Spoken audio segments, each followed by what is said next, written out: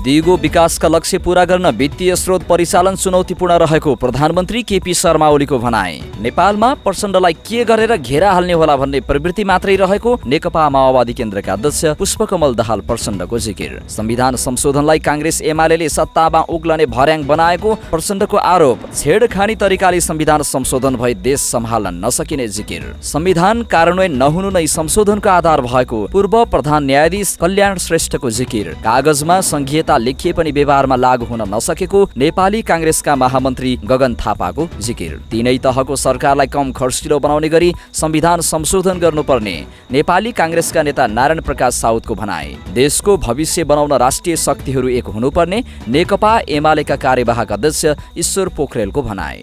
रवि लामिछानेलाई पक्राउ गर्न माग गर्दै कास्की जिल्ला प्रशासन बाहिर सहकारी पीडितको नाराबाजी। लामिछानेलाई पक्राउ गर्न लागिएको भन्दै पोखरामा राष्ट्रिय स्वतन्त्र पार्टीका कार्यकर्ताहरूको विरोध प्रदर्शन। रवि लामिछानेलाई आफू निर्दोष हो भनेर प्रमाणित गर्ने मौका रहेको नेकपा एमालेका पोलिट ब्युरो सदस्य ठाकुर गैरेको भनाई। संसदीय छानबिन समितिले गरेको सिफारिस अनुसार अनुसन्धानलाई सहयोग गर्न आग्रह।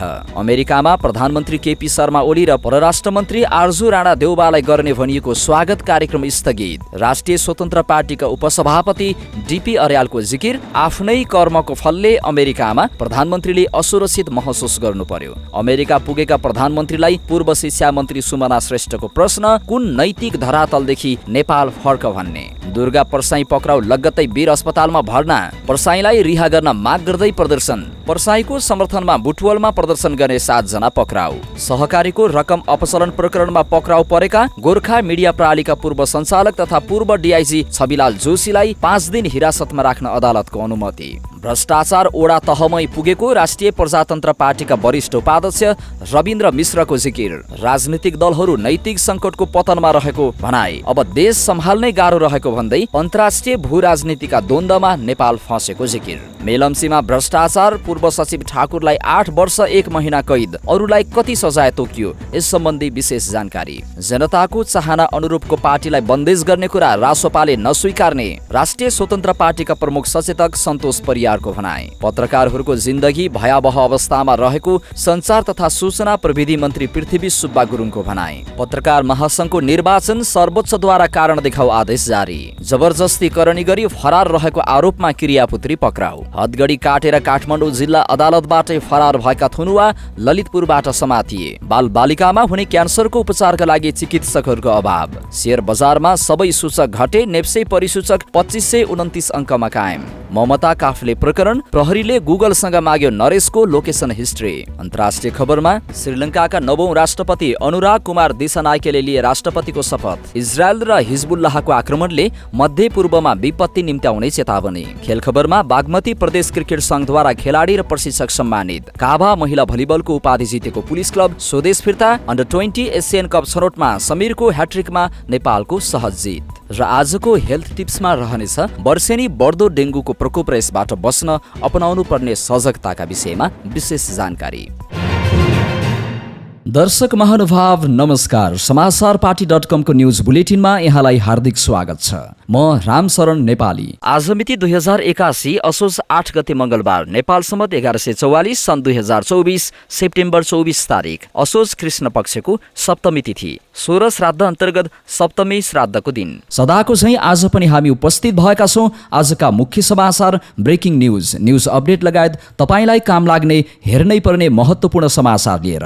हामीलाई अन्तिमसम्म हेर्नुहोला। हाम्रो मेहनतको लागि यो भिडियोमा एउटा लाइक अवश्य गर्नुहोला। हाम्रो च्यानल अहिलेसम्म सब्स्क्राइब गर्नु भएको छैन भने सब्स्क्राइब गर्नुहोला अनि नजिकै आउने बेल आइकनमा क्लिक गर्नुहोला।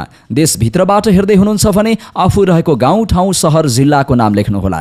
विदेशमा हुनुहुन्छ भने कुन देशबाट हेर्दै हुनुहुन्छ त्यो कुरा तलको कमेन्ट बक्समा कमेन्ट गर्नुहोला। दैनिक रूपमा हेर्नुहुन्छ भने रेगुलर भनेर लेख्नुहोला। आज पहिलो पटक हेर्दै हुनुहुन्छ भने फर्स्ट टाइम भनेर लेखिदिनुहोला। आउनुहोस् दर्शक महानुभाव, आजका मुख्य समाचार सुरु गरौं। आउनुहोस् आजका मुख्य समाचार सुरु गरौं। दिगो विकासका लक्ष्य पूरा गर्न वित्तीय स्रोत परिचालन चुनौतीपूर्ण रहेको प्रधानमन्त्री केपी शर्मा ओलीको भनाई सम्बन्धी प्रसङ्गबाट। प्रधानमन्त्री केपी शर्मा ओलीले अति कम विकसित मुलुकहरूलाई दिगो विकासका लक्ष्य प्राप्त गर्न वार्षिक कुल गार्हस्थ्य उत्पादन जीडीपीको 40% खर्च गर्नुपर्ने अवस्था रहेकाले वित्तीय स्रोत व्यवस्थापन चुनौतीपूर्ण बनेको बताएका छन्। संयुक्त राष्ट्रसङ्घको 79औं महासभा अन्तर्गत संयुक्त राज्य अमेरिकाको न्युयोर्क स्थित मुख्यालयमा आयोजित समिट अफ द फ्युचरको सह-अध्यक्षता गर्दै प्रधानमन्त्री ओलीले बहुपक्षीय विकास साझेदार र विकसित मुलुकहरूले उपलब्ध गराउने भनिएको वित्तीय स्रोत परिचालनका लागि आग्रह गरे। दिगो विकासका लक्ष्य पूरा गर्न अल्प विकसित देशहरूलाई ठूलो स्रोतको आवश्यकता पर्छ। अहिले मात्रै 4 अर्ब 30 करोड अमेरिकी डलरको वित्तीय खाडल छ र यो निरन्तर बढिरहेको छ उनले भने। उनले कोभिड-19 को दीर्घकालीन प्रभाव, बढ्दो द्वन्द्व र जलवायु परिवर्तन लगायतका सङ्कटले दिगो विकासतर्फको प्रगतिलाई गम्भीर रूपमा असर पारेको उल्लेख गरे। यसले विश्वमा गरिबी, भोकमरी र असमानता बढाइरहेको उनको भनाइ थियो। प्रधानमन्त्री ओलीले विकासोन्मुख राष्ट्र, अल्प विकसित देश, साना टापु जस्ता विशेष अवस्थाका देशले विकसित देशको तुलनामा बढी जोखिम भोग्नु परिरहेको उल्लेख गर्दै अहिले प्राप्त नतिजा निराशाजनक रहेको बताए। असमान व्यापार प्रणाली, बाह्य ऋणको उच्च ब्याजदर र बढ्दो सार्वजनिक ऋणको सावा ब्याज भुक्तानीको भारले विकासशील देशहरूको वित्तीय स्थायित्व र आर्थिक क्षेत्रलाई सङ्कुचित गरेको उनको भनाइ थियो। दशकौं अघि तयार पारिएको विश्व वित्तीय प्रणालीले गरिबी, जलवायु परिवर्तन र असमानता जस्ता वर्तमानमा देखिएका समस्यालाई सम्बोधन गर्न नसकेको उल्लेख गर्दै प्रधानमन्त्री ओलीले विश्वको वर्तमान आर्थिक प्रणालीले पछि परेका देशहरूको बढ्दो आवश्यकताहरू र विशेष चुनौतीहरूको सामना गर्न कठिन भइरहेको बताए। उनले अन्तर्राष्ट्रिय सहयोग कि त स्थिर रहेको वा घटिरहेको अवस्था उल्लेख गर्दै अन्तर्राष्ट्रिय समुदायको ध्यानाकर्षण गराए।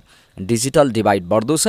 अधिकांश देशलाई अर्थतन्त्रको रूपान्तरणका लागि डिजिटल प्रविधिको सदुपयोग गर्न सङ्घर्ष गर्नु परिरहेको छ उनले भने।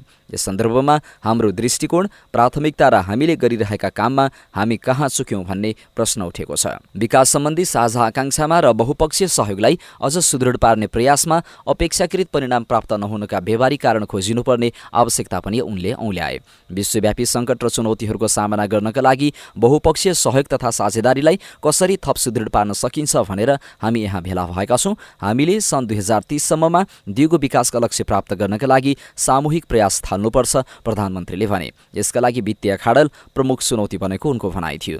उनले विकास साझेदारहरूलाई विकासशील देशका लागि कुल राष्ट्रिय आम्दानी GNI को 0.7% र अति कम विकसित मुलुकका लागि 0.2% रकम विकास सहायता परिचालनमा खर्च गर्ने प्रतिबद्धता पूरा गर्नका लागि आह्वान समेत गरे।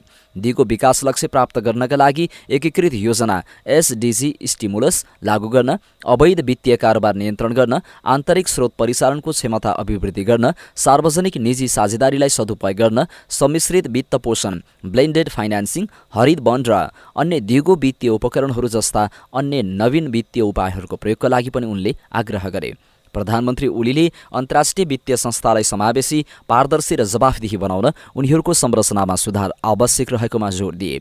निर्णय प्रक्रियामा विकासशील देशहरूले आफ्नो बलियो आवाज र प्रतिनिधित्व पाउनुपर्छ, जसबाट विकासशील देशहरूको विशेष आवश्यकतालाई थप प्रभावकारी रूपमा पूर्ति गर्न र विश्वव्यापी सङ्कटहरूको सामना गर्न सघाउनेछ उनले भने। अल्प विकसित र विकासशील देशहरूका लागि सार्वजनिक ऋण सम्बन्धी व्यवस्थामा परिमार्जन गरी तत्काल राहतका कार्यक्रम ल्याउनुपर्ने आवश्यकता ल्याउँदै उनले सार्वजनिक ऋण बढी भएका देशका लागि दीर्घकालीन ऋण पुनर्संरचना गर्ने र सार्वजनिक ऋणका क्षेत्रमा देखिएका समस्या समाधानका लागि निष्पक्ष र पारदर्शी संयन्त्र स्थापना गर्न आवश्यक रहेको उल्लेख गरे। प्रविधिका माध्यमबाट हामीले सामना गरिरहेका विविध चुनौतीहरूलाई सम्बोधन गर्न सकिन्छ। यसका लागि डिजिटल डिभाइड कम गर्न र दिगो विकास लक्ष्य प्राप्तिमा सहयोग बढाउन म आग्रह गर्दछु उनले भने। कम आय भएका देशहरूलाई भरपर्दो डिजिटल कनेक्टिभिटीमा पहुँच, बलियो डिजिटल पूर्वाधार, कनेक्टिभिटी लगायत लागत घटाउने र विश्वव्यापी डिजिटल सञ्जालमा पहुँच प्रदान गर्न जोड दिनुपर्ने उनले उल्लेख गरे। संयुक्त राष्ट्रसङ्घ र विकास साझेदारले कम आय भएका देशहरूको प्रविधि हस्तान्तरण र क्षमता निर्माणमा थप प्रयास गर्नुपर्छ ताकि सबैको लागि डिजिटल भविष्य सुनिश्चित गर्न सकियोस् उनले भने। प्रधानमन्त्री ओलीले जलवायु परिवर्तनसँग लड्ने प्रतिबद्धता पूरा गर्न स्मरण गराउँदै जलवायु अनुकूलन र न्यूनीकरण कोषहरू बढाउन आग्रह गरे। यसले जलवायु परिवर्तनको असमान प्रभावहरूलाई सम्बोधन गर्न मद्दत पुर्याउनमा उनले विश्वास व्यक्त गरे। नेकपा माओवादी केन्द्रका अध्यक्ष पुष्पकमल दाहाल प्रचण्डले आफूलाई जताबाट पनि घेराबन्दी पार्ने प्रयास जारी रहेको बताएका छन्। सोमबार काठमाडौँमा आयोजित एक कार्यक्रमलाई सम्बोधन गर्दै उनले प्रचण्डलाई के गरेर घेरा हाल्ने होला भन्ने प्रवृत्ति देखिएको दावी गरे। संविधान कार्यान्वयन सम्बन्धमा काठमाडौँमा भएको उक्त कार्यक्रममा अध्यक्ष दाहालले संविधान राम्रोसँग कार्यान्वयन हुनै नपाएको जिकिर गरे। उनले संविधान कार्यान्वयन नहुँदै समीक्षा गर्न बसेको उल्लेख गर्दै संविधान के कारण कार्यान्वयन भएन, संविधान के कारण कार्यान्वयन भयो र के कारण भएन भनेर लेखाजोखा गर्न जरुरी रहेको बताए। संघीय निजामती ऐनलाई संसदसम्म पुर्याउन आफू सरकारमा हुँदा धेरै बैठक राखेको दावी गर्दै उनले ब्युरोक्रेसी र राजनीतिक नेतृत्वको माइन्डसेट जसरी पनि संविधान कार्यान्वयनतिर होइन कसरी कमजोर पार्न सकिन्छ भन्नेमै रहेको देखिएकोले काम हुन नसकेको बताए। युद्धको नेतृत्व गरेर जोखिम उठाउँदै संविधानको नेतृत्व पनि गरेको दावी गर्दै उनले यदि त्यसो हुँदैनथ्यो भने शान्ति सम्झौता यो स्थितिमा नआउने जिकिर गरे। समावेशी र समानुपातिक प्रतिनिधित्वका लागि भूमिका खेल्ने अवसर प्राप्त भएको बताउँदै उनले शान्ति सम्झौताको जीवित हस्ताक्षरकर्ताको रूपमा शान्ति र संविधानको नेतृत्व लिएकोमा आफूलाई गर्व रहेको पनि बताएका छन्। संविधान शक्ति सन्तुलनकै दस्तावेजका रूपमा आउने र देशमा जस्तो राजनीतिक शक्ति सन्तुलन थियो सोही अनुसारको सम्झौता हुने बताउँदै उनले नेपालको संविधान नेपाली जनताको संविधान भएको बताएका छन्। नेकपा माओवादी केन्द्रका अध्यक्ष एवं पूर्व प्रधानमन्त्री पुष्पकमल दाहाल प्रचण्डले कांग्रेस एमाले माओवादीलाई सरकारबाट हटाउन र आफू सत्तामा उक्लनका लागि संविधान संशोधन भन्ने एजेन्डालाई भर्याङ बनाएको आरोप लगाएका छन्। सोमबार काठमाडौँमा आयोजित एक कार्यक्रममा उनले माओवादी केन्द्र नेतृत्वको सरकारलाई हटाउनै पर्ने निष्कर्षमा पुगेपछि कांग्रेस एमाले संविधान संशोधनको कथा बुनेको आरोप लगाएका हुन्।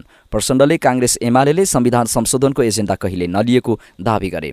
नेकपा एमाले अहिलेको प्रधानमन्त्रीको पार्टी या नेपाली कांग्रेसले पनि संविधान संशोधन गर्नु पर्यो भनेर छलफल गरेको थिएन, होइन, उहाँहरूलाई सरकार चाहिएको थियो। उनले भने माओवादी नेतृत्वको सरकारलाई कुनै पनि तरिकाले हटाउनै पर्ने भयो भन्ने निष्कर्षमा उहाँहरू पुग्नु भएको हो र त्यतिबेला उहाँहरूले कथा बनाउनु भयो संविधान संशोधन। संविधान संशोधन एजेन्डा होइन, उहाँहरूको एजेन्डा अर्कै हो। अध्यक्ष प्रचण्डले त्यसपछि दुवै दलले संविधान संशोधन गरेर मुलुकमा राजनीतिक स्थिरता कायम गर्नुपर्छ भनेर कहीँ कतै सुनिएको थियो भनी प्रश्न गरेका थिए। कांग्रेस एमाले सरकार चाहिएपछि संविधान संशोधनको कथा हाल्न पुगेको प्रचण्डको भनाइ थियो। मुलुकको परिस्थिति जटिल स्थितिमा रहेको उल्लेख गर्दै उनले त्यसमा ठूला दलहरू गम्भीर बन्नुपर्ने बताए। उनले कांग्रेस एमाले विस्तृत शान्ति सम्झौता वर्तमान संविधानको अङ्ग हो भन्ने कुराको मर्मलाई आत्मसात नगरेको आरोप पनि लगाए। परिस्थिति निकै जटिल छ, सहज छैन। यो संविधान शान्ति सम्झौताको अङ्ग पनि हो। विस्तृत शान्ति सम्झौतालाई संविधानको अङ्ग मानिएको छ। उनले भने मेरो अब्जेक्सन कहाँ छ भने अहिले दुई ठूला राजनीतिक दलहरूले त्यसको मर्मअनुसार अगाडि बढ्नु भएको छैन। उहाँहरूको एजेन्डा संविधान संशोधन थिएन। 2-4 दिन अगाडिसम्म उहाँहरूले कहिले यो संविधानको समीक्षा गर्नु पर्यो, संविधानले गर्दा राजनीतिक स्थिरता भएन भन्ने गर्नुभएको थिएन। उनले संविधान राम्रोसँग कार्यान्वयन हुन नपाउँदै यसलाई असफल भयो भन्ने छुट कसैलाई पनि नभएको बताएका छन्। नेकपा माओवादी केन्द्रका अध्यक्ष पुष्पकमल दाहाल प्रचण्डले छेडखानी तरिकाले संविधान संशोधन गर्न खोजिए देश सम्हाल्नै नसक्ने स्थितिमा पुग्ने बताएका छन्। राजधानीमा सोमबार भएको एक कार्यक्रममा बोल्दै उनले विचार नपुर्याई यस्ता गल्ती नगर्न कांग्रेस र एमालेका नेताहरूलाई आग्रह गरे। संविधान संशोधनको विषयमा अलिकति पनि छेडखानीबाट गयौं भने पाण्डुराको बक्स खोले जस्तै हुन्छ। देश सम्हाल्नै नसक्ने खतरा हुन्छ। हामी सबैले ध्यान दिनुपर्ने कुरा यो छ। सचेत गराउँदै उनले भने जनताले पाएको अधिकार खोसियो भने त्यसले ठूलो अराजकता जन्माउँछ। नेपालमा सम्हाल्न सक्ने हुन्छ जस्तो लाग्दैन। अराजकता फैलाउने गरी संविधान संशोधन नगरिदिनुस् भन्न चाहन्छु। उनले दोस्रो संविधान सभाबाट पनि संविधान सजिलै बन्न नदिन धेरै शक्तिहरूले चलखेल गरेको स्मरण गरे। त्यतिबेला शान्ति र संविधानको निम्ति प्रमुख भूमिका खेल्ने मध्ये आफू एक भएको उनले दावी गरे। आफू जीवितै हुँदा संविधान नबन्ला कि भनेर धेरै चिन्तित भएको उनले सुनाए। यस्तै अहिलेको निर्वाचन प्रणालीले भ्रष्टाचारलाई संस्थागत गर्न मद्दत पुर्याउने भएकाले संशोधन गर्नुपर्ने बताएका छन्। जोसँग पैसा छैन उसले चुनाव लड्न नसक्ने स्थिति जुन बनेको छ, करोडौं खर्च गरेर राजनीतिक स्थायित्वतर्फ लैजान्छ त।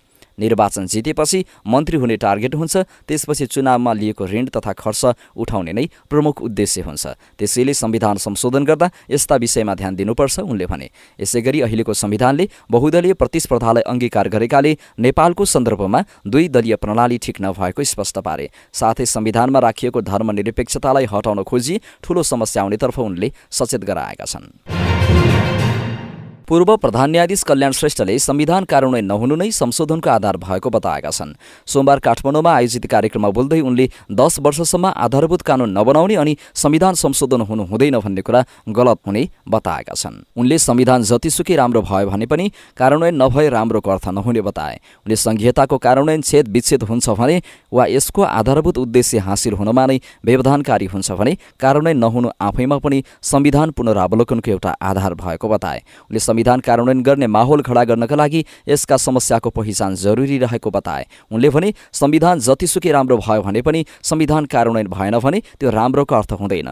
कार्यान्वयनको चरणमा जहाँसम्म प्रश्न छ, सबैजसो वक्ता मान्यहरूले के भन्नुभयो भने यो कार्यान्वयन भएकै छैन, अल्प कार्यान्वयन भएको छ, कार्यान्वयन नै नभइकन के समीक्षा गर्ने भन्ने दृष्टिकोण एउटा हो। तर 10 वर्ष हुँदासम्म एउटा आधारभूत ऐन बनाउन नसक्ने, जसको कारण संघीयताको कार्यान्वयन छेद विच्छेद हुन्छ भने वा यसको आधारभूत उद्देश्य हासिल हुनमा नै व्यवधानकारी हुन्छ भने कार्यान्वयन नहुनु आफैमा पनि संविधान पुनरावलोकनको एउटा आधार हो। संविधान किन कार्यान्वयन भएन भन्ने कुराको जवाफमा संविधान संशोधन हुने कुरा होइन नि, संविधान कार्यान्वयन गर्ने माहौल खडा गर्नका लागि पनि यसका अवरोधहरू के हुन् भन्ने ठम्याउनका लागि पनि सायद संविधानको पुनरावलोकन गर्नुपर्छ, आवश्यकता अनुसार संशोधनका लागि बाटो खोज्नुपर्छ।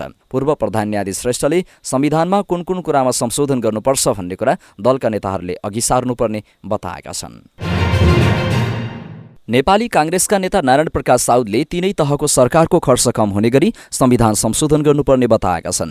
सोमबार काठमाडौँमा आयोजित एक कार्यक्रममा बोल्दै नेता साउदले देशमा साधारण खर्च असाध्यै बढेको बताए। उनले राज्यको उत्तरदायित्व बढ्दा त्यसको मार भने जनताले भोग्नु परिरहेको भन्दै सङ्घ, प्रदेश र स्थानीय तीनै तहमा खर्च घटाएर चुस्त बनाउनु पर्ने बताए।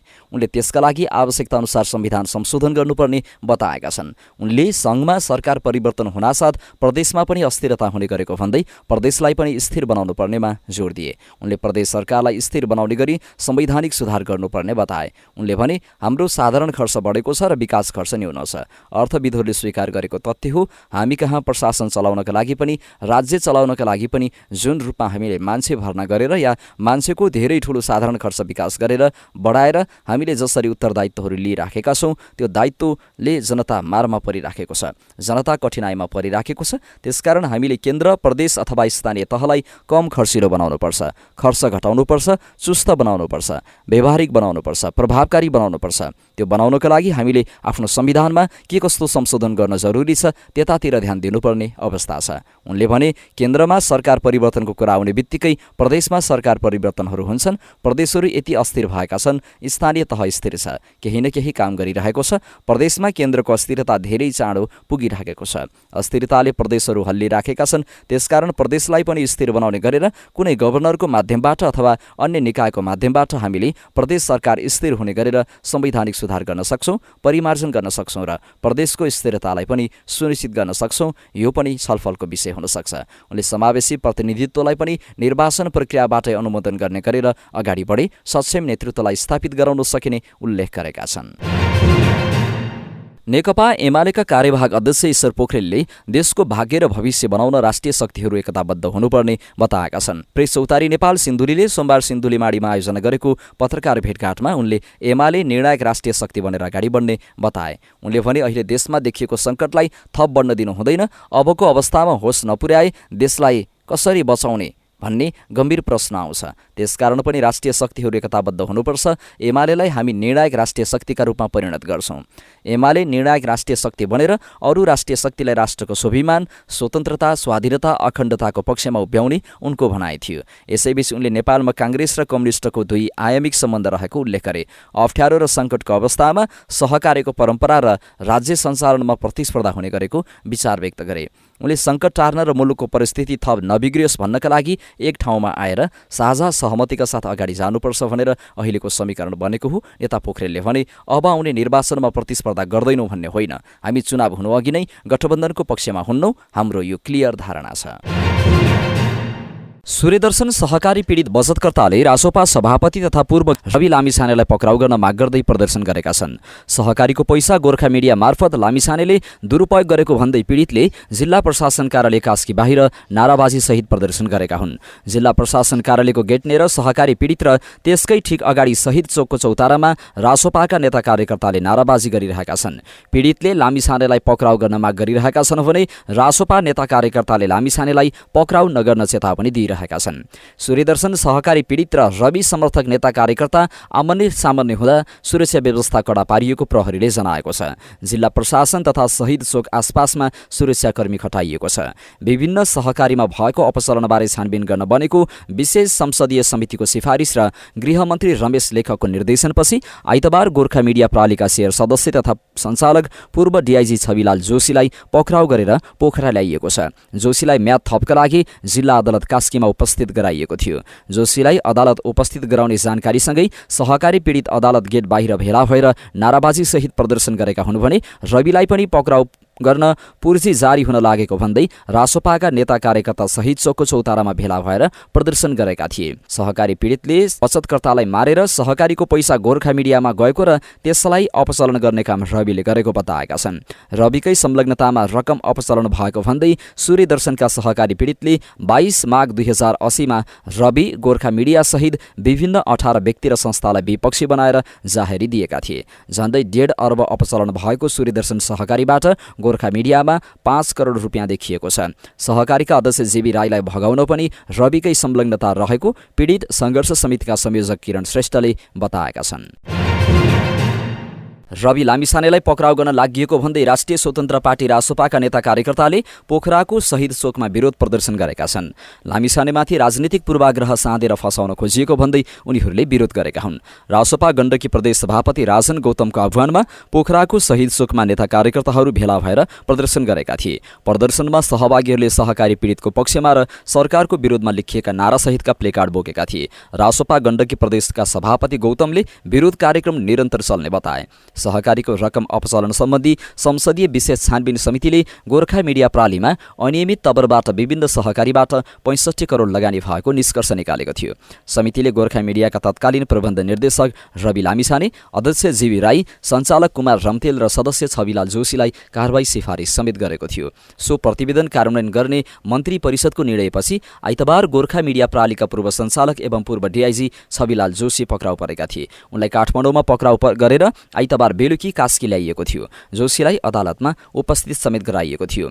जोशी पक्राउ परेपछि अब रवि पनि पक्राउ पर्ने अनुमान रासोपाका नेता कार्यकर्ताहरूले गरेका छन्। 10 दिने भ्रमणका लागि शनिबार चीन पुगेका राष्ट्रिय स्वतन्त्र पार्टीका उपसभापति डाक्टर स्वर्णिम वाग्ले सहितका नेताहरू पनि आकस्मिक रूपमा स्वदेश फर्किन थालेका छन्। आइतबार राति रासोपाले आफ्ना समर्थकहरूलाई पार्टी कार्यालय वनस्थलीमा भेला हुन आह्वान गरेको थियो। सो भेलालाई सम्बोधन गर्दै लामिछानेले आफूले नबिराएकाले नडराउने बताएका थिए।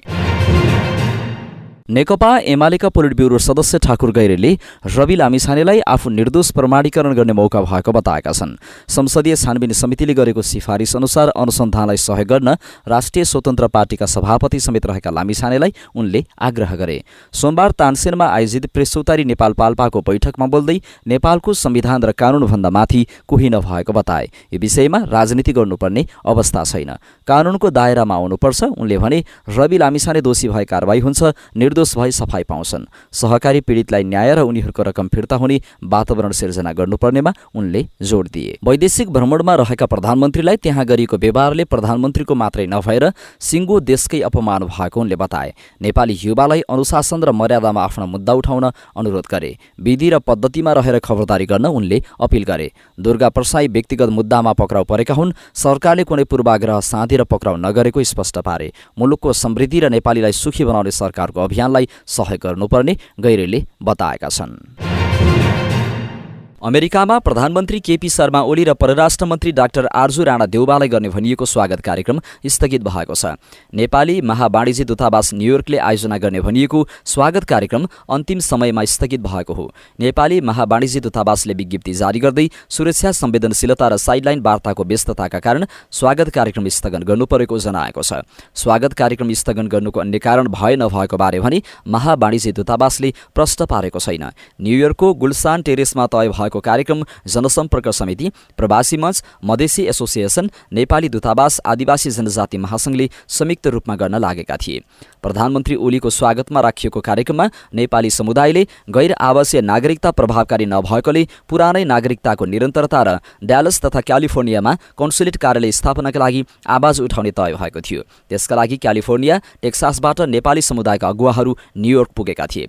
प्रधानमन्त्रीको कार्यक्रम नहुनलाई नेपालमा पछिल्लो समयमा उत्पन्न घटनाक्रमसँग पनि केहीले जोडेर हेरेका छन्। विशेष गरेर पूर्व उपप्रधान तथा गृहमन्त्री रवि लामिछाने सहकारीको रकम हिनामिना प्रकरणमा परेको र अनुसन्धानको लागि प्रहरीले नियन्त्रणमा लिने तयारी भइरहेको छ। अभियन्ता भनिएका दुर्गा प्रसाईलाई पनि प्रहरीले हिरासतमा राखिसकेको छ। अमेरिकामा रविको प्रकरणमा प्रश्न, चासो उठ्ने र विरोध समेत हुने सम्भावनाका कारण कार्यक्रम रद्द गरिएको हुन सक्ने अनुमान पनि छ। राष्ट्रिय स्वतन्त्र पार्टी रासोपाका उपसभापति डीपी अर्यालले अमेरिकामा प्रधानमन्त्री केपी शर्मा ओली र परराष्ट्र मन्त्री आर्जु राणाले असुरक्षित महसुस गर्नु उनीहरूकै कर्मको फल भएको टिप्पणी गरेका छन्। अमेरिका भ्रमणमा रहेका प्रधानमन्त्री ओलीले त्यहाँ रहेका नेपाली समुदायसँग सोमबार अन्तर्क्रिया गर्ने कार्यक्रम थियो, तर न्युयोर्क स्थित नेपाली महावाणिज्य दूतावासले विज्ञप्ति जारी गर्दै सुरक्षा संवेदनशीलताका कारणले कार्यक्रम रद्द भएको अन्तिम समयमा सूचना निकालेको थियो। त्यसबारे अर्यालले पार्टी कार्यालयमा सञ्चारकर्मीहरूसँग कुरा गर्दै भने नेपाल सरकारको लेटर प्याडमा के लेखिएको छ, उहाँहरू असुरक्षित हुनुभयो रे अमेरिकामा, दुर्भाग्य, अचम्म लाग्छ मलाई, त्यो उहाँको कर्मको फल हो, शुभकामना छ उहाँहरूलाई। उनले सहकारी प्रकरणमा छानबिन समितिले टिओआर भन्दा बाहिर गएर कारवाही सिफारिस गरेर गलत गरेको दावी गरे। प्रतिवेदनले 87 अर्बको कुरा ल्याउँदा पनि रवि लामिछाने विरुद्ध सबै लागिरहेको उपसभापति अर्यालले बताएका छन्। पूर्व शिक्षा मन्त्री एवं राष्ट्रिय स्वतन्त्र पार्टी रासोपाकी सहमहामन्त्री सुमना श्रेष्ठले अमेरिका भ्रमणमा रहेका प्रधानमन्त्री केपी शर्मा ओलीलाई विदेशमा रहेका नेपाली युवालाई कुन नैतिक धरातलदेखि नेपाल फर्क भन्ने हो भन्दै प्रश्न गरेकी छन्। अमेरिका भ्रमणमा रहेका प्रधानमन्त्री ओलीले हार्वर्ड र कोलम्बिया विश्वविद्यालयमा सम्बोधन गर्ने कार्यक्रम सम्बन्धमा उनले सामाजिक सञ्जाल ट्विटर मार्फत त्यस्तो प्रश्न गरेकी हुन्। प्रधानमन्त्री ओलीले हार्वर्ड र कोलम्बिया विश्वविद्यालयमा सम्बोधन गर्ने भएकाले न्युयोर्क र बोस्टनमा रहेका नेपाली युवा विद्यार्थीलाई प्रधानमन्त्रीको सम्बोधन सुन्न अनुरोध गर्दै पूर्व शिक्षा मन्त्री श्रेष्ठले आफ्नो प्रश्न गरिदिनु पनि आग्रह गरेका छन्। उनले लेखेकी छन्, नेपालको विश्वविद्यालयमा विद्यार्थीलाई दलगत राजनीतिमा आबद्ध गराउन शपथ खाएर उता हार्वर्ड र कोलम्बिया विश्वविद्यालयमा हाम्रा प्रधानमन्त्री ओलीज्यू सम्बोधन दिन लाग्नु भएको छ। न्युयोर्क र बोस्टनमा हुनुहुने सबैले गएर सुन्नुहोला है। अनि मेरो तर्फबाट एउटा प्रश्न पनि सोधिदिनुहोला, नेपाल फर्किएर आएका युवालाई तुच्छ व्यवहार गर्ने, देशलाई पुरुषको मात्र हो, महिलाको त माइत हो भन्ने व्यक्तिले कुन नैतिक धरातलदेखि फर्क भन्ने हो? साइबर अपराध गरेको आरोपमा पक्राउ परेका मेडिकल व्यवसायी दुर्गा प्रसाई अस्पताल भर्ना भएका छन्। उनी आइतबार साँझदेखि वीर अस्पतालमा राखिएको साइबर ब्युरो प्रमुख नविन्द अर्यालले जानकारी दिए। चिकित्सकको सिफारिसका आधारमा उहाँलाई अस्पताल राखिएको हो उनले भने। काठमाडौँ जिल्ला अदालतले प्रसाईलाई 3 दिन हिरासतमा राखेर अनुसन्धान गर्न अनुमति दिएको थियो। प्रसाई पक्राउ परे लगत्तै प्रहरीले उनलाई अदालत उपस्थित गराएको थियो। गैरकानुनी रूपमा हिरासतमा राखिएको भन्दै दुर्गा प्रसाईका तर्फबाट सर्वोच्च अदालतमा बन्दी प्रत्यक्षीकरणको रिट पुगेको छ। अदालतका प्रवक्ता अच्युत कुइकेलका अनुसार सोमबार बिहान उनी पक्षका कानुन व्यवसायीहरूले अदालतमा रिट निवेदन दिएका हुन्, तर उनको निवेदन दर्ता भइसकेको भने छैन। निवेदनसँगै प्रसाईले आफू क्यान्सरबाट पीडित भएको भन्दै मेडिकल रिपोर्ट पनि बुझाएका छन्। प्रहरीको साइबर ब्युरोले प्रसाईलाई आइतबार भक्तपुर स्थित उनको घरबाट पक्राउ गरेको थियो। विद्युतीय माध्यमबाट आफ्नो चरित्र हत्या गरेको भन्दै साइबर ब्युरोमा एक महिलाले दिएको उजुरीका आधारमा प्रसाईलाई पक्राउ गर्न प्रहरीले अनुमति पाएको थियो। आइतबार नै प्रसाईलाई 3 दिन हिरासतमा राखेर विस्तृत अनुसन्धान गर्न अदालतले प्रहरीलाई अनुमति दिइसकेको छ। मेडिकल व्यवसायी दुर्गा प्रसाईलाई रिहा गर्नुपर्ने माग गर्दै सोमबार प्रदर्शन गरिएको छ। राष्ट्र, राष्ट्रियता, धर्म, संस्कृति र नागरिक बचाउ महाअभियान नेपालका सदस्यहरूले काठमाडौँको माइती घरमा विरोध प्रदर्शन गरेका हुन्। प्रसाई आइतबार भक्तपुरबाट पक्राउ परेका थिए। उनलाई 3 दिन म्याद थप गरी अनुसन्धान गर्न काठमाडौँ जिल्ला अदालतले अनुमति दिएको छ। गत असोज 2 मा जिल्ला अदालत काठमाडौँले उनलाई पक्राउ गर्न अनुमति दिएको थियो। उनी विरुद्ध विद्युतीय कारोबार ऐन अन्तर्गत साइबर ब्युरोमा जाहेरी दर्ता भएको थियो। मेडिकल व्यवसायी दुर्गा प्रसाईलाई पक्राउ गरेको विरोधमा उनका समर्थकले झापामा सवारी साधन जलाएका छन्। आइतबार बीएनसी अस्पतालका सञ्चालक प्रसाईलाई प्रहरीले पक्राउ गरेको थियो। पक्राउको विरोधमा उनका समर्थकले झापाका छुट्टा छुट्टै ठाउँमा भारतीय नम्बर प्लेटका 3वटा ट्रकमा आगजनी गरेको प्रहरी स्रोतले बताएको छ। कोशी प्रदेश प्रहरी प्रवक्ता प्रहरी वरिष्ठ उपरीक्षक भीमबहादुर दाहालका अनुसार आइतबार राति छुट्टा छुट्टै स्थानमा 3वटा ट्रकमा आगजनी भएको थियो। आगजनीमा संलग्नको खोजी भइरहेको उनले बताए। पूर्व पश्चिम राजमार्ग अन्तर्गत कन्काई नगरपालिका 8 स्थित बेरिङ खोलाको पुलमा UP 57 AT 4493 नम्बरको मालवाहक ट्रकमा आगजनी गरेका हुन्। यो घटना आइतबार राति भएको थियो। सोमबार बिहान पूर्व पश्चिम राजमार्ग अन्तर्गत बिर्तामोड नगरपालिका 6 मा WB 73 E 3057 नम्बरको खाली ट्रकमा आगजनी गरेका छन्। झापाको धाइजनमा WB 73 E 3056 नम्बरको भारतीय ट्रकमा आगजनी गरेका हुन्। आगजनीबाट 3वटै ट्रकमा क्षति पुगेको छ। प्रसाईका समर्थकले सोमबार झापामा चक्काजामको घोषणा गरेका थिए, तर सवारी आवागमनको अवस्था सामान्य रहेको दाहालले बताएका छन्। प्रहरी हिरासतमा रहेका मेडिकल व्यवसायी दुर्गा प्रसाईको समर्थनमा सोमबार बुटवलमा प्रदर्शन गर्ने 7 जनालाई प्रहरीले नियन्त्रणमा लिएको छ। नागरिक बचाउ अभियान लुम्बिनी प्रदेशले गरेको विरोध प्रदर्शनमा बुटवलको मिलनचोकबाट 7 जनालाई नियन्त्रणमा लिएको इलाका प्रहरी कार्यालय बुटवलका DSP विजय पण्डितले बताए। उनीहरू सबैलाई इलाका प्रहरी कार्यालय बुटवलमा राखिएको थियो। प्रदर्शनकारीहरूले राजमार्ग चौराहाबाट मिलनचोक आएर चक्काजाम गर्ने तयारी गरेका थिए। प्रहरीले चक्काजाम गर्नुभन्दा अगाडि नै नियन्त्रणमा लिएको हो। सहकारीको रकम अपचलन प्रकरणमा पक्राउ परेका गोर्खा मिडिया प्रणालीका पूर्व सञ्चालक तथा पूर्व DIG छविलाल जोशीलाई 5 दिन प्रहरी हिरासतमै राखेर अनुसन्धान गर्न म्याद थप भएको छ। जोशीलाई अनुसन्धानका लागि प्रहरी हिरासतमा राख्ने कि नराख्ने भन्ने बहसपछि न्यायाधीश चन्द्रकान्त पौडेलको इजलासले 5 दिनको म्याद थप भएको हो। विभिन्न 5 सहकारीबाट गोर्खा मिडियामा गएको 65 करोडभन्दा बढी रकम अपचलनमा उनको पनि संलग्नता रहेको भन्दै काठमाडौँबाट पक्राउ परेका जोशीलाई आइतबार पोखरा ल्याइएको थियो। आइतबारै पक्राउ पूर्जी जारी गरेर पक्राउ गरी जिल्ला अदालत कास्कीमा सोमबार उपस्थित गराइएको हो। सहकारी संस्था बचत रकम दुरुपयोग सम्बन्धी संसदीय छानबिन विशेष समितिले अध्यक्ष गीतेन्द्र बाबु जीबी राई, कोषाध्यक्ष कुमार रम्तेल, तत्कालीन सञ्चालक जोशी र प्रबन्ध निर्देशक रवि लामिछानेलाई कानून अनुसार कारबाही गर्न सिफारिस गरेको थियो। त्यही सिफारिसका आधारमा जोशीलाई पक्राउ गरिएको हो। पोखराको सूर्यदर्शन सहकारीबाट गोर्खा मिडियामा 5 करोड रुपियाँ गएको देखिएको छ। त्यही गोर्खा मिडिया विरुद्ध कास्कीमा जाहेरी परेकाले जोशीलाई पोखरा ल्याइएको हो। पोखराका 22 जना सूर्यदर्शन सहकारी पीडितले गत माघ 22 गते रवि लामिछाने, दिपेश पुन सहित 4 जना र गोर्खा मिडिया प्रणाली सहित 14 संस्थालाई विपक्षी बनाएर जाहेरी दिएका थिए। पीडितको जाहेरीलाई प्रहरीले पूरक जाहेरीका रूपमा लिएको थियो। जोशीलाई म्याद थपका लागि अदालतमा उपस्थित गराउँदा खबरदारीका लागि सहकारी पीडित पनि अदालत प्राङ्गण पुगेका थिए। त्यसअघि पीडितले रवि लामिछानेलाई पनि पक्राउ गरी अनुसन्धानमा ल्याउन जिल्ला प्रशासन कार्यालय अगाडि नाराबाजी सहित प्रदर्शन गरेका थिए। रवि लामिछानेलाई पक्राउ गर्न लागि भन्दै शहीद चोकको चौतारामा भेला भएका रासोपाका नेता कार्यकर्ता र सहकारी पीडित केही समय आमन्दै सामन्दै भएका थिए। राष्ट्रिय प्रजातन्त्र पार्टीका वरिष्ठ उपाध्यक्ष रविन्द्र मिश्रले भ्रष्टाचार ओडा तहमै पुगेको बताएका छन्। उनले संघीयतामा तल-तलसम्म अधिकार पुर्याउने नाममा भ्रष्टाचार लगेको आरोप लगाए। उनले राजनीतिक दलहरू नैतिक सङ्कटको पतनमा रहेको बताए। उनले अब देश सम्हाल्नै गाह्रो रहेको भन्दै अन्तर्राष्ट्रिय भू-राजनीतिका द्वन्द्वमा नेपाल फँसेको बताए। हामीले संघीयतामा तल-तलसम्म अधिकार पुर्याउने भन्यौँ। पञ्चायत हुँदा भ्रष्टाचार अलिकति दरबारको वरिपरि सीमित थियो। बहुदल आएपछि त्यो सिंहदरबार र 75 जिल्लामा फैलियो र गणतन्त्र आएपछि त अब त ओडा-ओडामा पुग्यो। बजेटको झन्डै 24% संघीयतामा जान्छ। तल 21 महिनामा 24वटा मुख्यमन्त्री भएको छ। 255 जना मन्त्री भएका छन्। उनले भने नैतिक सङ्कटको हामी तल्लो तहमा पुगेका छौँ। अब यो देश सम्हाल्न गाह्रो हुन्छ। जतिसुकै सम्हाल्छौँ भने पनि यो सम्हाल्न गाह्रो अवस्था छ। एउटा अन्तर्राष्ट्रिय भू-राजनीतिका कारण। अन्तर्राष्ट्रिय भू-राजनीति अहिले चीन र भारत जसरी सर्वशक्तिमान बन्दैछन् त्यसको कारणले गर्दा एसियातिर शिफ्ट भएका छन्। वरिष्ठ उपाध्यक्ष मिश्रले भावी पुस्तालाई बस्नै अयोग्य हुने देश हस्तान्तरण गरिरहेको बताएका छन्। मेलम्ची खानेपानी आयोजनामा भ्रष्टाचार गर्ने पूर्व सचिव गजेन्द्र ठाकुरलाई 8 वर्ष 1 महिना कैद सजाय तोकिएको छ।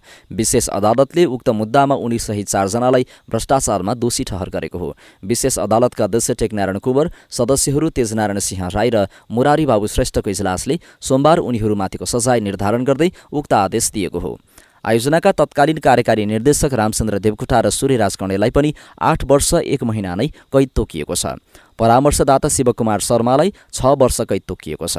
सबैलाई बिगो बमोजिमको रकम असुल गर्न पनि आदेशमा भनिएको छ। विशेष अदालतले ठाकुर र कणेलसँग 10 करोड 10,61,075 रुपियाँ बिगो असुल गर्न आदेश दिएको छ। देवकोटा र शर्मासँग 2 करोड 95,65,603 रुपियाँ बिगो असुल गर्न भनिएको छ। मतियार बनेको इफ्टिसा र बेड्स BETSसँग 6 करोड 21,93,596 रुपियाँ बिगो माग गरिएको छ। इटालियन निर्माण कम्पनी CMCलाई 26 करोड 11,06,991 रुपियाँ बिगो असुलका आदेश दिएको छ। अख्तियारले गत वर्षको फागुनमा उक्त मुद्दा दर्ता गरेको थियो। राष्ट्रिय स्वतन्त्र पार्टीका प्रमुख सचेतक सन्तोष परियारले राजनीतिक अस्थिरताका नाममा समावेशी समानुपातिकलाई घटाउने कुरा स्वीकार गर्न नसकिने बताएका छन्। सोमबार काठमाडौँमा आयोजित एक कार्यक्रममा बोल्दै उनले 2 दल र 3 दलका नाममा थ्रेस होल्ड बढाउने कुरा आफूलाई स्वीकार्य हुन नसक्ने बताएका छन्। उनले नेपाली जनताको चाहना अनुरूपको पार्टीहरूलाई बन्देज गर्ने प्रयास गरिए राष्ट्रिय स्वतन्त्र पार्टी संविधान संशोधनको पक्षमा नरहने बताए। उनले भने राजनीतिक अस्थिरताका नाममा समावेशी समानुपातिकलाई घटाउने अनि तपाईहरूले चाहेको जस्तो 2 दल र 3 दलका नाममा थ्रेस होल्ड बढाउने नेपाली जनताको चाहना अनुरूपको पार्टीहरूलाई बन्देज गर्ने प्रयास गरिन्छ भने राष्ट्रिय स्वतन्त्र पार्टी त्यो संशोधनलाई स्वीकार गर्दैन, कदाचित स्वीकार्दैन। राष्ट्र निर्माणका आफ्ना इतिहासहरू हुन्छन्। सामान्यतया एउटा विकासको सिद्धान्त क्रान्ति, त्यसको सिद्धान्तबाट राज्यहरू निर्माण बन्छन्। प्रमुख सचेतक परियारले आफूले बनाएको संविधानमाथि नै अहिलेका राजनीतिक दलहरूलाई विश्वास नभएको बताए। सञ्चार तथा सूचना प्रविधि मन्त्री पृथ्वी सुब्बा गुरुङले संसारलाई नै सूचित गर्ने पत्रकारहरू आफ्ना बारे सुसूचित हुन नसकेको बताएका छन्। सोमबार हेम सुनिल जोखिमपूर्ण टेलिभिजन पत्रकारिता पुरस्कार वितरण समारोहलाई सम्बोधन गर्दै मन्त्री गुरुङले सबैलाई झकझक्याउने, जनतालाई सुसूचित गर्ने पेसाले नै आफ्ना बारे सुसूचित गर्न नसकेको बताएका हुन्। उनले भने प्राइभेट अस्पताल, स्कुल र पत्रकारहरूको जिन्दगी एकदमै भयावह अवस्थामा छ। प्राइभेट स्कुलका शिक्षकहरूले कोभिड लागेर स्कुल बन्द भएको 11 महिना भयो, पैसा छैन भनिरहेका छन्। पत्रकारिता क्षेत्र पनि सबैभन्दा बढी जोखिममा छ। आफ्नो अनि परिवारको केही प्रवर्धन छैन। दुनियाँलाई सुसूचित गर्ने पत्रकारहरूले आफ्नो लागि सुसूचित गर्न सकेका छैनन्। साथै उनले जोखिममा भएको पत्रकारिता क्षेत्रले मानवतालाई जोगाइराखेको बताए। उनले पत्रकारितालाई अगाडि बढाउन मन्त्रालयसँगै सिङ्गो राष्ट्र लाग्नुपर्ने बताएका छन्। नेपाल पत्रकार महासङ्घको निर्वाचन निर्धारित समयमा हुन नसकेकोमा सर्वोच्च अदालतले कारण देखाउ आदेश जारी गरेको छ। सर्वोच्च अदालतमा आइतबार दर्ता भएको रिटमा न्यायाधीश कुमार रेग्मीको एकल इजलासले पहिलो सुनवाई गर्दै कारण देखाउ आदेश जारी गरेको हो। ध्रुवप्रसाद चौलागाईले पत्रकार महासङ्घलाई विपक्षी बनाएर रिट निवेदन दर्ता गराएकोमा कारण देखाउ आदेश जारी भए पनि अन्तरिम आदेश जारी गर्न भने अस्वीकार गरेको छ। रिटमा 6 महिनाभित्र निर्वाचन गराउन अन्तरिम आदेशको माग पनि गरिएको थियो। महासङ्घको वर्तमान कार्यसमितिले निर्धारित समयमा निर्वाचन गराउन नसकेपछि अब वैकल्पिक माध्यमबाट निर्वाचन गराएर महासङ्घलाई निकास दिन रिट निवेदनमा माग गरिएको छ। रिट निवेदकले अब प्रदेश र जिल्ला अध्यक्ष सम्मिलित राष्ट्रिय भेलाको आयोजना गरी त्यसै भेलाको निर्णयबाट समितिले गरेका काम कारबाहीबारे आवश्यक निर्णय गर्नुका साथै बढीमा 6 महिनाभित्र निर्वाचन गर्ने गरी मिति तोक्न माग गरेका छन्। यस्तै रिट निवेदनमा अघिल्लो वार्षिक साधारण सभामा सहभागी पुराना सदस्यलाई निर्वाचनमा सहभागी हुने व्यवस्था गरेर मात्रै निर्वाचन गर्नु भनी विपक्षीका नाममा परमादेश आदेश जारी गर्न माग गरिएको छ। नेपाल पत्रकार महासङ्घको विधान अनुसार महासङ्घको कार्यसमितिको कार्यकाल 3 वर्ष पूरा भएपछि पुनः नयाँ कार्यसमिति निर्वाचित भएर आउनुपर्नेमा अहिलेको कार्यसमितिको कार्यकाल पूरा भएको 6 महिना पुग्न लाग्दा पनि महासङ्घको निर्वाचन हुन सकेको छैन। महासङ्घले 5औं पटकसम्म निर्वाचनको मिति तय गरेको भए पनि अहिलेसम्म निर्वाचन गर्न सकेको छैन। महासङ्घको विधान अनुसार आगामी असोज मसान्तसम्म वर्तमान कार्यसमितिले निर्वाचन गर्न नसकेको अवस्थामा जिल्ला शाखा अध्यक्ष र प्रदेश अध्यक्षको भेला बोलाएर उक्त भेलाले आगामी 6 महिनाभित्र निर्वाचन मिति तोकेर निर्वाचन गर्नुपर्ने व्यवस्था छ। जबरजस्ती करणी गरी फरार रहेका आरोपमा 1 जना पक्राउ परेका छन्। डोटीको आदर्श गाउँपालिका 6 बस्ने 38 वर्षीय लाल रैकाललाई प्रहरीले पक्राउ गरेको हो। भाद्र 31 गते 20 वर्षीय युवतीलाई जबरजस्ती करणी गरी फरार रहेका उनलाई आइतबार उनकै घरबाट पक्राउ गरिएको हो। जिल्ला प्रहरी कार्यालय डोटीका प्रहरी निरीक्षक सूर्य भट्टले भने उनी कसुर गरी फरार भएका रहेछन्। शनिबार उनको आमाको मृत्यु भएपछि उनको दाह संस्कारका लागि आएका रहेछन्। आइतबार आमाको दाह संस्कार गरेर घर फर्केको अवस्थामा उनलाई पक्राउ गरेको भट्टले बताए। अभियुक्तका अन्य दाजुभाइहरू पनि रहेका कारण उनले आफै क्रिया बस्नुपर्ने अवस्था नभएको भट्टले बताए। प्रहरीका अनुसार अभियुक्तले युवतीको घाँटी थिचेर जबरजस्ती करणी गरेका थिए। उनले युवतीसँग रहेको नगद 30,000 रुपियाँ समेत लुटेर लगेको जिल्ला प्रहरी कार्यालय डोटीले सार्वजनिक सूचनामा उल्लेख गरेको छ। प्रहरीले अदालतको अनुमतिले उनी विरुद्ध पक्राउ पूर्जी जारी गरेको हो। घटनाको विषयमा थप अनुसन्धान भइरहेको प्रहरीले जनाएको छ। अभियुक्तको चालचलन राम्रो नभएको स्थानीयहरू बताउँछन्। उनले गाउँमा त्रास फैलाउने गरेको पीडित पक्षले बताएका छन्। म्याद थप गर्न काठमाडौँ जिल्ला अदालत उपस्थित गराउन जाँदा हदगडी काटेर फरार भएका एक थुनुवा 24 घण्टा नबित्दै पक्राउ परेका छन्। पक्राउ पर्नेमा सिराहाका लाहान नगरपालिका 4 घर भएका 28 वर्षीय सञ्जीव कुमार दास छन्। थुनुवासँगै उनलाई भगाउन सहयोग गर्ने र लुकाएर कोठामा राख्ने गरी 3 जनालाई जिल्ला प्रहरी परिसर काठमाडौँको टोलीले पक्राउ गरेको हो। उनको हदगडी काट्न सहयोग गरेको आरोपमा लाहान घर भई ललितपुर महालक्ष्मी स्थान बस्ने 29 वर्षीय साजन चौधरी र भागेपछि कोठामा राखेको आरोपमा सप्तरीका पङ्कज चौधरीलाई पक्राउ गरिएको परिसरका एसपी तथा प्रवक्ता नवराज अधिकारीले जानकारी दिए। सञ्जीव भागेर पङ्कजको ललितपुर स्थित महालक्ष्मी नगरपालिका 3 मा भएको कोठामा गएर लुकेका थिए। उनीहरूबाट प्रहरीले हदगडी काट्न प्रयोग भएको औजार, हदगडी र मोबाइल 5 थान बरामद गरेको छ। पक्राउ परेका थुनुवामा 4 असोजमा लागु औषध खैरो हेरोइन 37 ग्राम सहित पक्राउ परेका थिए। उनलाई म्याद थपका लागि आइतबार काठमाडौँ जिल्ला अदालत लगिएको थियो। सोही क्रममा उनी भागेका थिए। नेपालमा बालबालिकामा हुने क्यान्सर रोगको उपचारका लागि चिकित्सकहरूको अभाव रहेको पाइएको छ। बालबालिकामा हुने क्यान्सर रोगीहरूको सङ्ख्या बढ्दै गइरहे पनि त्यसको तुलनामा उपचार गर्ने विशेषज्ञहरू भने पर्याप्त नभएको चिकित्सक सनी सिपाहीले बताएकी हुन्। कान्ति बाल अस्पतालमा कार्यरत उनले पत्रकारहरूसँगको कुराकानीमा बालबालिकामा हुने क्यान्सर रोग उपचारका लागि चिकित्सकहरूको नै अभाव रहेको बताइन्। उनले कान्ति बाल अस्पतालमा पनि आफू सहित 2 जना चिकित्सकको भरमा उपचार गर्नुपर्ने बाध्यात्मक अवस्था रहेको बताइन्। चिकित्सक सिपाहीले सरकारले क्यान्सर अस्पतालहरूको स्तरोन्नति गरेर यसको जाँचका लागि बाहिरको भर पर्ने अवस्थाको अन्त्य गर्नुपर्ने आवश्यकता पनि औल्याइन्। उनले भनिन्, कान्तिको हकमा म र 1 जना अर्का चिकित्सक हुनुहुन्छ भने अन्य सेवाहरूमा 1 जना वा 2 जना हुनुहुन्छ, जसले गर्दा ती सेवा केन्द्र सेवा गर्न पनि केही कठिनाइहरू छन् भने नेपालमा काठमाडौँ बाहिर ती सेवा पुर्याउनका लागि अझै पनि पर्याप्त जनशक्तिको अभाव नै छ जस्तो लाग्छ। सरकारले सेवा दिइरहेका अस्पतालहरूमा स्तरोन्नति गर्नुपर्यो। जाँच गर्नका लागि जुन बाहिर पठाउनु पर्ने अवस्था छ त्यो नेपालमा नै गर्न सकियोस्। बालबालिकाहरूमा धेरैजसो ब्लड क्यान्सर देखिएको विभिन्न अध्ययनहरूले देखाएको छ। करिब 60% भन्दा बढी बालबालिकाहरूमा ब्लड क्यान्सर देखिएको चिकित्सक सिपाहीको भनाइ छ। त्यसैगरी उनीहरूको ब्रेन ट्युमर, आँखा, नसा र मृगौलामा हुने क्यान्सर पनि देखिएको उपचारका क्रममा पाएको उनले बताइन्। नेपालमा वार्षिक करिब 1500 सम्म बालबालिकाहरूमा क्यान्सर देखिने प्रक्षेपण छ। त्यही प्रक्षेपणको आधारमा सो रोगका लागि उपचारको व्यवस्था मिलाउने काम गरिएको छ। कान्ति बाल अस्पतालमा मात्रै सो रोग लागेका बालबालिकाहरू वार्षिक रूपमा करिब 160 देखि 200 सम्म आउने गरेको अस्पतालले जनाएको छ। चिकित्सकहरूले सो रोगको उपचारका लागि नेपालमा करिब 8 लाख रुपियाँसम्म खर्च हुने जानकारी गराएका छन्। चिकित्सक सिपाहीका अनुसार परीक्षणको लागि खास गरी भारत पठाउनु पर्ने भएकाले उपचार खर्च बढ्न सक्नेछ। सोमबार शेयर बजारमा सबै सूचक घटेका छन्। नेप्से परिसूचक 59 अङ्क घटेको छ। सो अङ्कको गिरावटपछि नेप्से 2529 अङ्कमा कायम भएको छ। यस दिन कुल 5 अर्ब 66 करोडको कारोबार भयो। कारोबार रकम अघिल्लो दिनको तुलनामा बढेको छ। अघिल्लो दिन 5 अर्ब 9 करोडको कारोबार भएको थियो। 14 कम्पनीको मूल्य बढ्दा 229 को घटेको छ भने एउटाको स्थिर रह्यो। सबै क्षेत्रका सूचक घटेका छन्। बैंकिङ 1.27, विकास बैंक 2.46, फाइनान्स 5.56, होटल तथा पर्यटन 3.34, हाइड्रोपावर 2.89, लगानी 2.73, जीवन बीमा 2.35, उत्पादन 1.81, माइक्रो फाइनान्स 2.5, निर्जीवन बीमा 2.69, अन्य 2.22 तथा व्यापार समूह 3.93% घटे। हिमालयन हाइड्रोपावरको मूल्य 9.8% बढ्यो। एक्सल डेभलपमेन्ट बैंकको 8.1, रावा इनर्जीको 5.3, नेपाल फाइनान्सको 5.1, मातृभूमि लघु वित्तको 5% मूल्य बढ्यो। गुडविल फाइनान्स, समृद्धि फाइनान्स, इस्टर्न हाइड्रोपावरको मूल्य 10% घट्यो। प्रोग्रेसिभ फाइनान्सको 8.5, रिलायन्स फाइनान्सको 8.4, गुहेश्वरी मर्चेन्ट फाइनान्सको 8.3% मूल्य घट्यो। अमेरिकाको भर्जिनियाबाट सम्पर्कविहीन भएकी ममता काफ्लेको श्रीमान नरेश भट्टको गुगल सर्च हिस्ट्री प्रहरीले मागेको छ। अनुसन्धान अधिकृतहरूले अदालतबाट अनुमति लिएर नरेशको लोकेसन, सर्च हिस्ट्री, अरू कुनै सोसल मिडिया एकाउन्ट लगायतका विवरण माग्दै गुगल सर्च वारेन्ट पठाएका हुन्। अभियोजनतर्फका अधिकारीहरूले गुगलबाट प्राप्त हुने विवरण काफ्ले बेपत्ता प्रकरणमा महत्त्वपूर्ण प्रमाण साबित हुन सक्ने बताएका छन्। जियो लोकेसन सहितको विवरण अनुसन्धानमा महत्त्वपूर्ण बन्न सक्छ, एक अधिकारीले भनेका छन्। सर्च गरेका वेबसाइटहरूबाट पनि केही क्लू हात लाग्न सक्छ।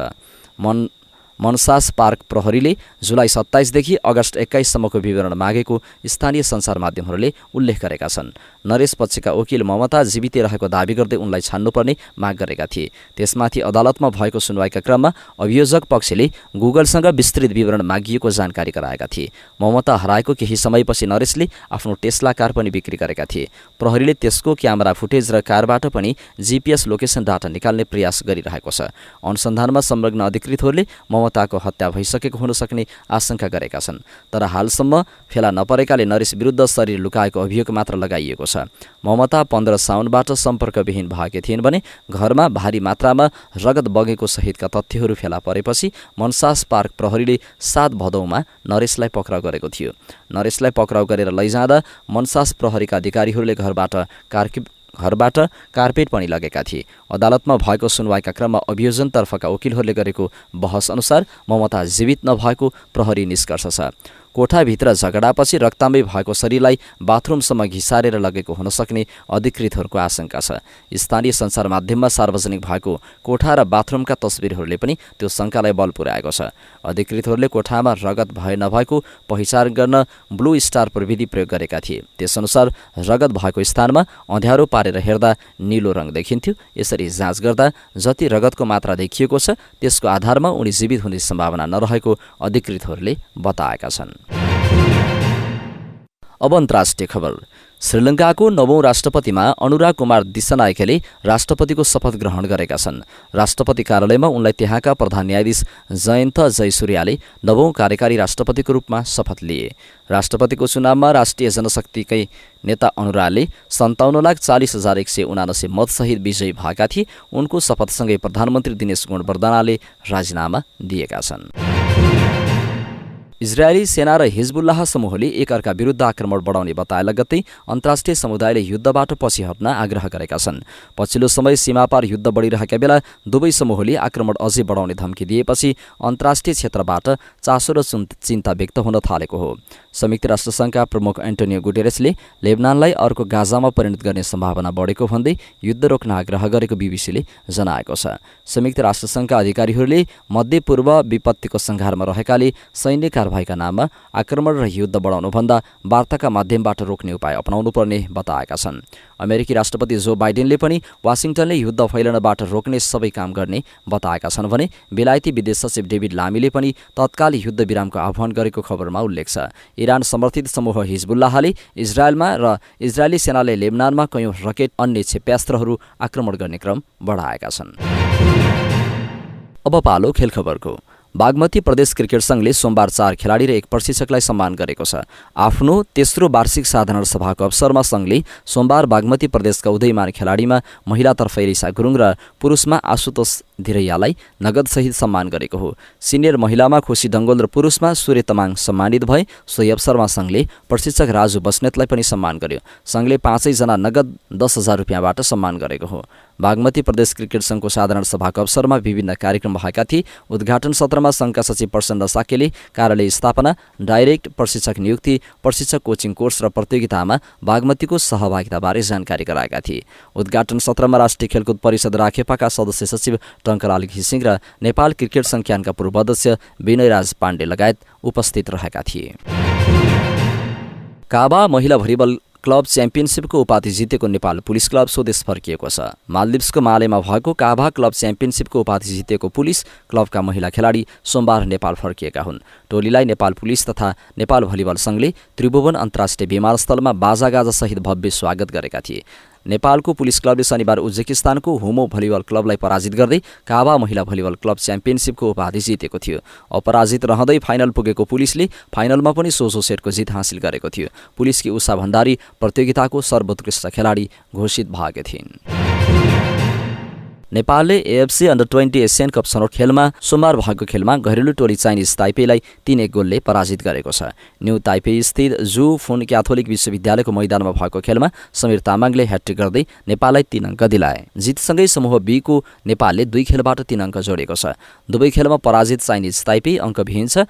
नेपाल पहिलो खेलमा कम्बोडियासँग 4-1ले पराजित भएको थियो भने चाइनिज ताइपे पहिलो खेलमा बहराइनसँग 1-0ले पराजित भएको थियो। खेल सुरु भएको 32औं मिनेटमा समीरले गरेको पहिलो गोल गोलबाट नेपालले अग्रता लियो। पहिलो गोल गरेको 3 मिनेटमा नै समीरले फेरि अर्को गोल गरेर नेपाललाई 2-0 को अग्रता दिलाए। पहिलो हाफको इन्जुरी समयमा याङ चाओजिङले गोल गरेर ताइपेईलाई खेलमा फर्काउने प्रयास गरे। खेल सकिन 6 मिनेट बाँकी रहँदा समीरले व्यक्तिगत दोस्रो गोल गर्दै ह्याट्रिक पूरा गरेर नेपाललाई सहजै 3-1 गोलले जिताए। प्रतियोगितामा उनको यो चौथो गोल हो। यसअघि उनले कम्बोडिया विरुद्ध पनि 1 गोल गरेका थिए।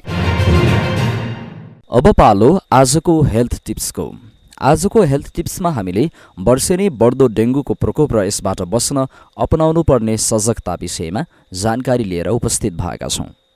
डेङ्गु लामखुट्टेको टोकाइबाट सर्ने एक प्रकारको भाइरल रोग हो।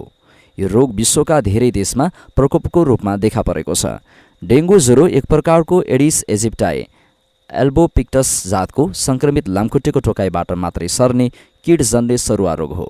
यो लामखुट्टेलाई टाइगर मस्क्युटो पनि भनिन्छ। यो रोग जुनसुकै उमेर समूहकालाई पनि लाग्न सक्दछ। डेङ्गु भाइरस 4 प्रजातिका virus DEN1, DEN2, DEN3, DEN4 गरी 4 प्रजातिका हुन्छन्। एकपटक एउटा प्रकारको डेङ्गु लागिसकेपछि जीवनभर त्यस्तै प्रकारको डेङ्गु रोग लाग्दैन, तर अन्य प्रकारको डेङ्गु रोग लाग्न सक्दछ र दोस्रो पटक लाग्ने डेङ्गु रोग पहिलेको तुलनामा बढी खतरनाक हुन्छ। यो लामखुट्टेले सामान्यतया जमेको सफा पानीमा अन्डा पार्ने गर्दछ। एउटा लामखुट्टेको जीवनकाल सालाखाला 30 दिनको हुन्छ। एउटा लामखुट्टेले आफ्नो जीवनभर करिब 500 देखि 1000 वटासम्म अन्डा पार्ने गर्दछ। सङ्क्रमित लामखुट्टेका सबै अन्डा सङ्क्रमित नै हुन्छन्। यसको अन्डा पनि पानी बिना महिनौसम्म जीवित रहन सक्दछ। यो लामखुट्टेले सामान्यतया उज्यालोमा टोक्ने गर्दछ। डेङ्गु एउटा मानिसबाट अर्कोमा सोझै सर्दैन। हरेक अन्डाबाट नयाँ लामखुट्टेको जन्म हुँदा प्रत्येक नवजात लामखुट्टेले डेङ्गुको विषाणु बोकेको हुन्छ र त्यसले अर्को स्वस्थ मानिसलाई टोकेमा उक्त व्यक्ति रोगबाट सङ्क्रमित हुन्छ। पोथी जातको लामखुट्टेलाई फुल पार्न प्रचुर मात्रामा प्रोटिनको आवश्यकता पर्ने भएकाले पोथी लामखुट्टेले मात्र रगत चुस्ने गर्दछ। भाले जातको लामखुट्टेले बोट बिरुवाको रस चुसेर आफ्नो जीवनयापन गर्दछ। लक्षणहरू: सङ्क्रमणकाल 3 देखि 10 दिन, उच्च ज्वरो आउनु, 102 देखि 103 डिग्री फरेनहाइट, टाउको दुख्ने, पेट दुख्ने, वाकवाकी लाग्ने, आँखाको गेडी दुख्ने, सम्पूर्ण शरीर वा जोर्नी दुख्ने र रातो रातो बिमिराहरू देखा पर्ने। सामान्यतया ज्वरो आएको 3 देखि 5 दिनपछि समयमै उपचार गर्न सकिएमा मृत्युदरलाई 2% भन्दा कममा झार्न सकिन्छ। खास गरी रोग नभएका तथा सामान्यभन्दा सामान्य बिरामी 20 देखि 50% हुन्छन्, जसले चिकित्सक तथा स्वास्थ्यकर्मीको कार्यबोझ बढाएको छ। डेङ्गुको विश्वव्यापी अवस्था भन्नुपर्दा विगत केही दशकदेखि विश्वभरि नै डेङ्गु रोगको सङ्क्रमण अत्याधिक रूपमा बढ्दै गइरहेको छ। बितेको 50 वर्षमा यो रोगको सङ्क्रमण 30 गुणाले बढेको पाइएको छ। स्तनधारी जीव हुँदै मानिसमा सरेको अनुमान गरिएको डेङ्गुको उत्पत्ति झन्डै 500 देखि 1000 वर्ष पहिले भएको अनुमान गरिएको छ। नेपालमा पहिलो पटक सन् 2004 मा पहिलो बिरामी विदेशी भेटिएको र सन् 2006 मा तराई र भित्री मधेसका केही जिल्लाहरूमा डेङ्गुका बिरामी भेटिएको पाइन्छ। सन् 2010 मा चितवन लगायत रूपन्देही, नवलपरासी आदि जिल्लाहरूमा महामारीको रूपमा फैलिएको थियो। डेङ्गु रोकथामका उपायहरू: पानी जम्न सक्ने भाँडाहरू जस्तै गमला, फुलदानी, खाली बट्टा, अलकत्र वा मट्टीतेलका खाली ड्रमहरू, गाडीको काम नलाग्ने टायर आदिमा पानी जम्न नदिने उपाय गर्नुपर्दछ। पानीका ट्याङ्कीलाई लामखुट्टे प्रवेश गर्न नदिने गरी ढाकेर राख्नुपर्दछ। कुलरमा रहेको पानीमा प्रत्येक हप्ता 1-2 चम्चा मट्टीतेल हालिदिने, साथै जम्मा भएको पानी सफा गर्ने। घर वरपरका पानी जम्ने खाल्डाहरू पुरिदिने। घर नजिकका पानी बग्ने नालीहरूमा बेला बेलामा मट्टीतेल छर्कने गर्नुपर्दछ। बस्तीको वरिपरिका झाडीहरू सफा गर्ने। एडिस इजिप्टाई जातको लामखुट्टेले दिउँसो टोक्ने हुँदा दिउँसो बाहिर हिँड्दा पुरा शरीर पुरा छोप्ने गरी कपडाहरू प्रयोग गर्ने। बच्चाहरूलाई बाहिर निस्कँदा लामखुट्टे प्रतिरोधात्मक मलमहरू शरीरमा लगाई हिँडाउने। यो थियो आजको हेल्थ टिप्स अन्तर्गत वर्षेनी बढ्दो डेङ्गुको प्रकोप र यसबाट बस्न अपनाउनु पर्ने सजगताको विषयमा विशेष जानकारी। हवस् त दर्शक महानुभाव, आजका मुख्य समाचार अहिलेलाई यति नै। हामीले प्रस्तुत गरेका यी समाचारप्रति तपाईँको धारणा के छ त्यो कुरा तलको कमेन्ट बक्समा कमेन्ट गर्नुहोला। हाम्रो मेहनतको लागि यो भिडियोमा एउटा सानो लाइक अवश्य गर्नुहोला। देशभित्रबाट हेर्दै हुनुहुन्छ भने आफू रहेको गाउँ, ठाउँ, सहर, जिल्लाको नाम लेख्नुहोला। विदेशमा हुनुहुन्छ भने कुन देशबाट हेर्दै हुनुहुन्छ त्यो कुरा तलको कमेन्ट बक्समा कमेन्ट गर्नुहोला। दैनिक रूपमा हेर्नुहुन्छ भने रेगुलर भनेर लेख्नुहोला। आज पहिलो पटक हेर्दै हुनुहुन्छ भने फर्स्ट टाइम टाइम भनेर लेखिदिनुहोला। हाम्रो च्यानल अहिलेसम्म सब्स्क्राइब गर्नुभएको छैन भने सब्स्क्राइब गर्नुहोला अनि नजिकै आउने बेल आइकनमा क्लिक गर्नुहोला। समाचारपाटी.com को न्युज बुलेटिन नेपाली समय अनुसार आज साँझ 6 बजे लिएर फेरि हामी उपस्थित हुनेछौँ। पल पलको न्युज अपडेटको लागि समाचारपाटी.com हेर्दै गर्नुहोस्। नमस्कार।